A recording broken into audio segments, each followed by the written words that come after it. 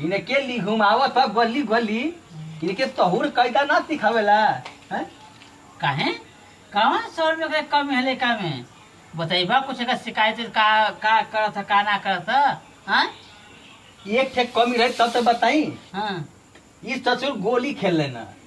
हाँ लड़का पढ़े जाना तो दूधिया चोरा के लेके भाग जाना हैं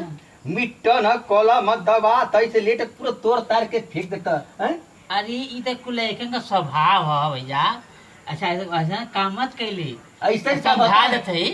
तना पढ़े तो समझे बात तो समझ तोहार लिखवा